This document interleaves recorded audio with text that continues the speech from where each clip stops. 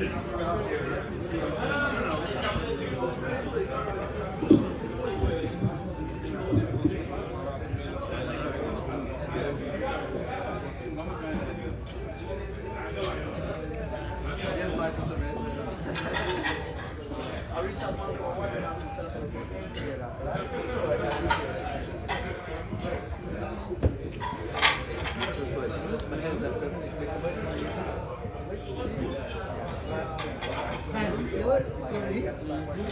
might get too hot. You let me know.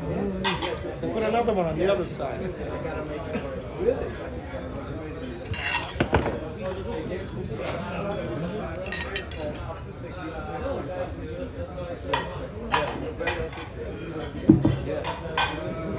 Hi everybody. Shalom Aleichem. Thank you all for coming to the Hilula of the giant and the most humble Reb Nosson of Breslov. I just see this party, somebody was saying, is getting nicer and nicer year by year, and I agree, it's mamash beautiful. Thank you to the Gaboim for preparing and putting it together and making it all happen.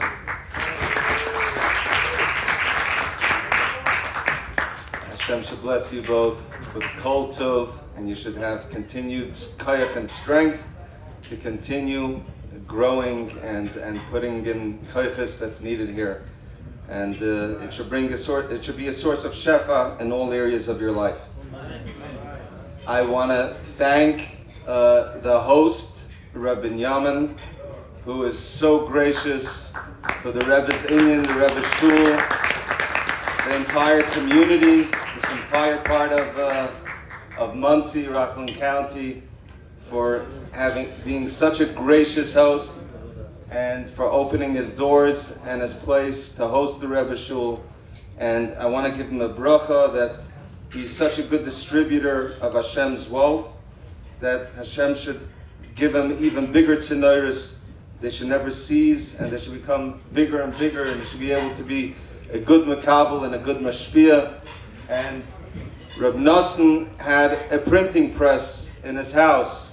So in that schus of hosting Reb Nosson's Hilula, we know what a printing press can do with cash.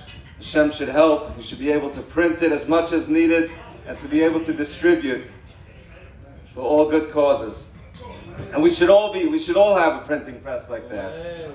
But we should also get the das that printing press put out. And that's what Reb Nosson is. Reb Nosson's trying to wake us up.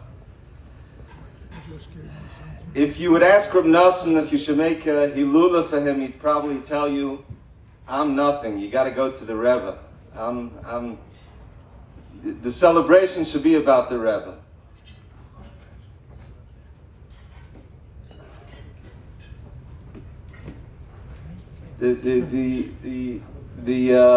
Where is he? Sorry. So that's what Reb Nosson would say, this is the Rebbe's party. This is all about the Rebbe. Reb Nosson was just so pure, and he was like the moon. That's what Reb Nosson is compared to. He basically transmitted all of the Rebbe's light, or whatever light could be transmitted, and he was an effective mirror. He purified himself to such a high level that you can see the Rebbe from what Reb Nosson was. So right now it's Erev Sar B'Teves, and Sar B'Teves is about a few things. It's about Yerushalayim being surrounded by Nebuchadnezzar. It's about Ezra Sofer, and it's about translating the Torah into the Greek language. I think Reb Nosson, being a scribe and being a Sofer himself, and Reb Nosson, which symbolizes the whole thing of Asar B'Teves, Ezra Sofer passed away, and Ezra Sofer was also a scribe. So Reb Nosson's whole life was about transcribing and translating the Rebbe's Torahs, either from Yiddish to Lashon Kodesh, but also transcribing them. So I think it's very apropos that the Asar B'Teves and Reb Nosson come together, and Reb Nosson is all about heart. Reb Nosson's Likutei Tfilis and every Torah of his can inspire and melt the heart. We are like, it's like Israel today. It's hermetically sealed by klippos, by evil forces. Each one of our hearts is hermetically sealed by numbness, coldness, evil forces that do not allow us to be vulnerable and to realize what is the purpose of all this. Why are we here? What are we doing here? And Reb Nosson is the one that can take us around those klippos. Like Moshe Rabbeinu is at the edge of Eretz Yisrael. You need a tzaddik emes like that to catapult you into the Holy Land, to give you the koyach to break through. Reb Nosson, the same way, his hisoyrus, if you do a Likutei Tfilis every day, a prayer, he will melt your heart and get you to the promised land. Yerushalayim is Lev Yerushalayim. And now Asar B'Tevis is about Nebuchadnezzar laying siege and hermetically sealing Yerushalayim, to starve it, to break it, whatever it is, the klippos are surrounding it. Reb Nosson's koyach, in the schus of this tremendous Rebbe, Rabbi Nachman, has the power to break through those klippos and to make us vulnerable, and to let us think about the Alma Da'aseh, as he always says, the world to come. What's all this for?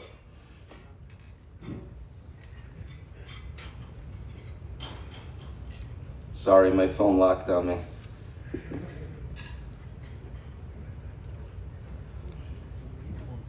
So I wrote down a few things of what Reb Nosson was.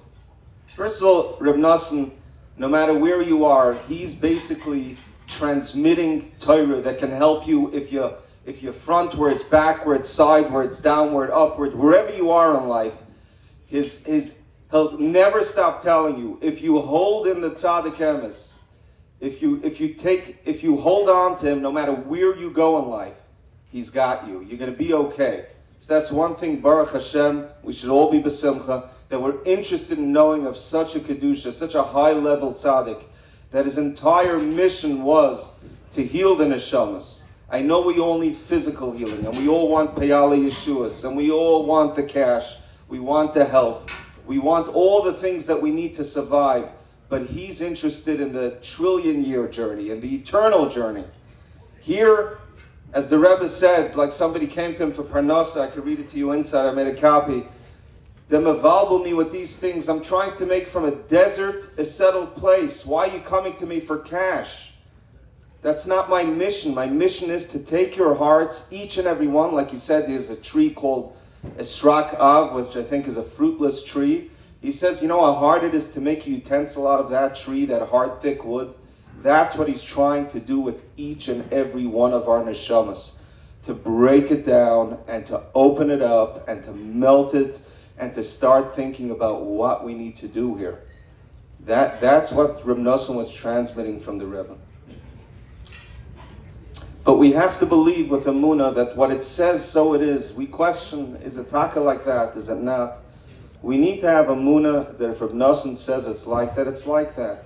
And Reb Nosson, if you want to delve into his svarim and see if he's trustworthy, I promise you, I guarantee you, your result, your conclusion is going to be this is the most trustworthy individual. And every word that he says is true. And so what was he? He was a loving father, a loving teacher. He was a master therapist to every single person that wanted to hear from him. He was a fundraiser. He was a shul builder. He was a hunted person.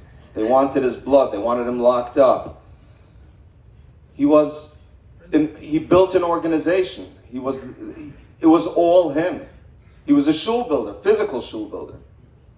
He was lighting up. He was going around and trying to recruit people, and not really recruit, to inspire people. How do you do that? Like, how do you throw everything away, your entire life, for something like that?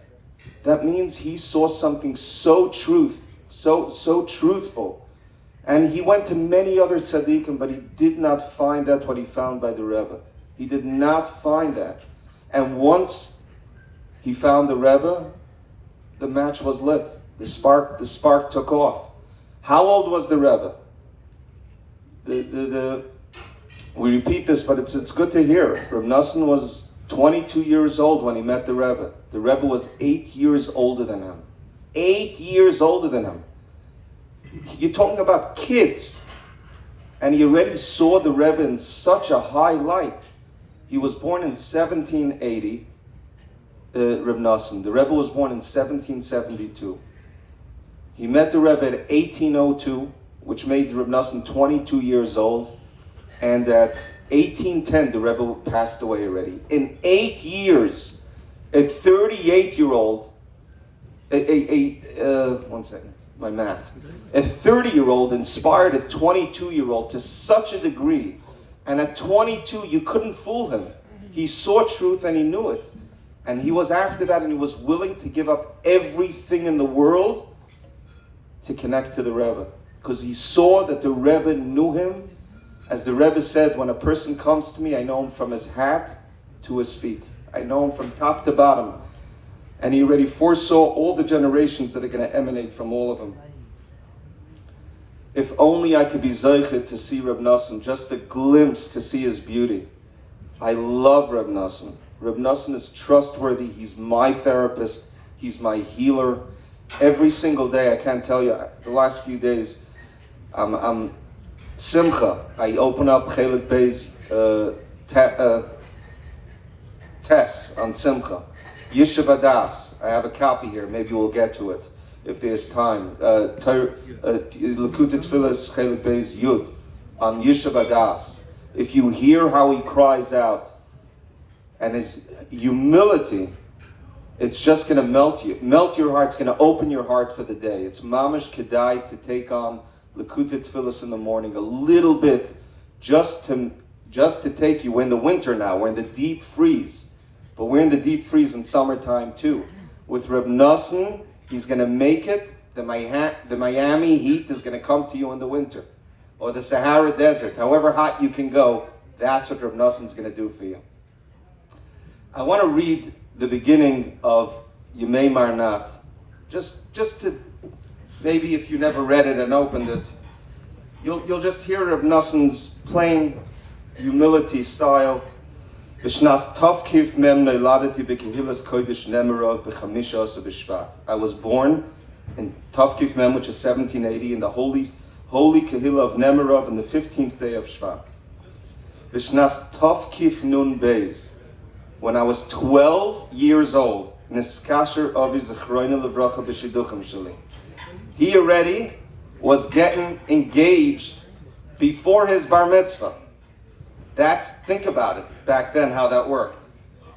In Choisni HaGoten HaTzadik HaMfursim Mereini Urav Reb David Tzvi Zechroina Levracha. He admired and revered his father-in-law, tremendous Talmud Chacham at Tzadik, Rav. He was the Rav of many areas. Actually, it says he was the Rav in Moilov, which I think we went through this year to get to Uman, Mogilev, Podelsky. Am I right? Wow. So that whole area. So maybe he already foresaw what we're going to go through there, and he opened up some channels over there. But he married into a family from there, a daughter of a tremendous Talmud Chacham and a Tzaddik. B'shnas Tovkif Nun Gimel b'Shabbos Nachmi hoye Nesiyan Shali b'Kehilas Kodesh Sharigrad v'Isi Samach al Shulchan Chosin Shnei Shanim. I was at my father-in-law's house for 2 years. He supported me, and my wedding was in the holy Kehillah of Sharigrad. Va'oz hayisi misnagid godel Hasidim. At that time, I was a tremendous opponent on Hasidim. Machmas shechoisni hoye choyluk aleim ma'od. Because my father-in-law was in absolute opposition to them. V'diber harba aleim lefonai v'lefnei sharche son of Abnei Bosei. My father-in-law, the Goyim, the Tzaddik, spoke a lot against them in my presence and the presence of his other son-in-laws and in his household. Va'omar, and his father-in-law told him, Shekol kavanose v'diburov k'dei l'rachek mehem. My entire mission for you, Reb Nosson, is to distance you from the tzaddikim, the talmidei, the chasidim. Achakach yitzasi misharigrad b'tchila shnas tovkif nim vav. After that, I left Sharigrad in Tovkif Nun Vav would be 1796. B'chag HaSukkos. Oh, am I glad I have you here. Yeshakayach. It was worth the trip. Pay for it. Baruch Hashem. Ibasi Lekilas Kodesh Nemerov. I arrived at Nemerov. This was Imzigasi Techi with my wife. He bounced around. Now he was being supported by his father. And I connected, I had a chavrusashaft with my friend. I don't remember his name. What was his name? You'll get to it. A chavrusa grew up between Hasidim.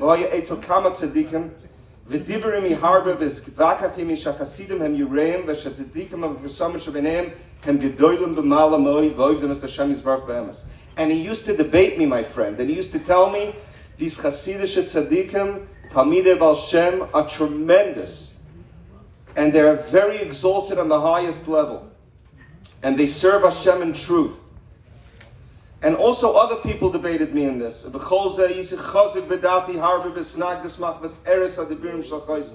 Nevertheless, no matter what they told me, I was steadfast in my opposition because of the poisonous and venomous words that I heard from my father-in-law. May his memory be a blessing. But that he influenced me tremendously. Even though my father-in-law was a tremendous tzaddik and a fearer of heaven,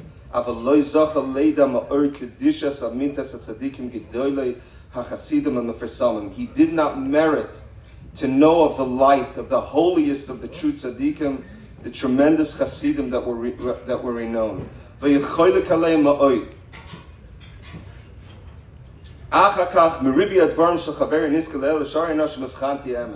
Nosson says, after a little bit, after debating my friends a lot, and I said this last time, you have to be willing to have the debate. Because the Rebbe said that Nitzachen einay soivel as. And it doesn't matter in any sugya.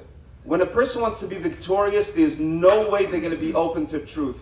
Because their victory trumps anything else. I know that because I'm in that place too many times. And we all know that. When we want to be right, we're not open to anything. We're sealed.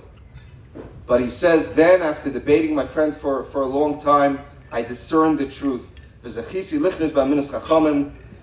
And I merited to enter to Amunas Chachamim, and my das was maskim ha'chasidim shetoiv l'skav l'tzedukah mevsam gedolei chasidim, because Hashem is with them and their truth. And he says basically he got kicked out of his house.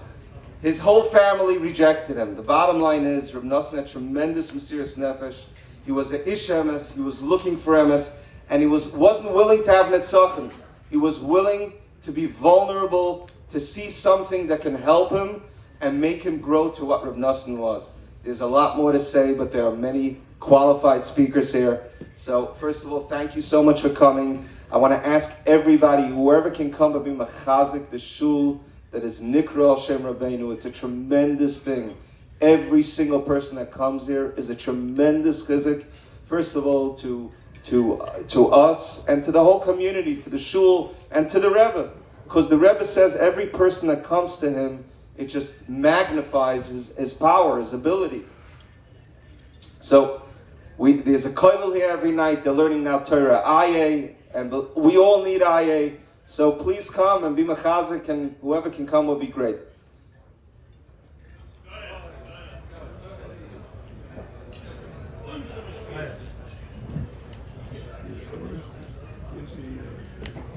Okay.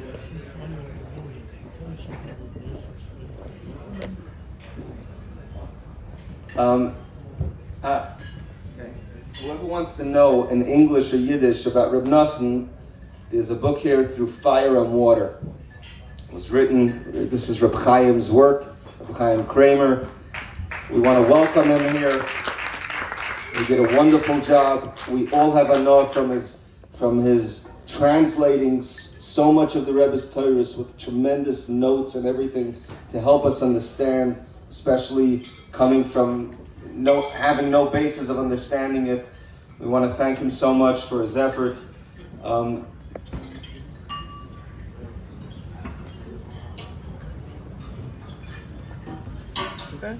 So Everybody, please enjoy your appetizer, and in a little bit, we'll call up the first speaker. Yashikaya. Actually, you're enjoying the soup already. Shkaya.